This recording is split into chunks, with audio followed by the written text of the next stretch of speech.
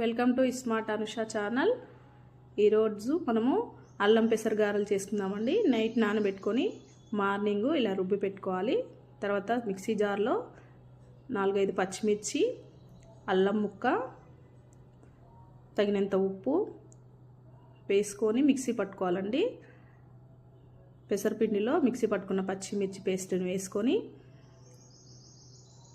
కొద్దిగా పుదీనా తరిగి పెట్టుకొని కొత్తిమీర వేసుకోవాలి. వేసుకొని మొత్తం కలిసేలాగా కలుపుకోవాలి. ఇలా కలుపుకొని స్టవ్ మీద బాండి పెట్టుకొని ఆయిల్ పోసుకొని ఆయిల్ వేడెక్కాక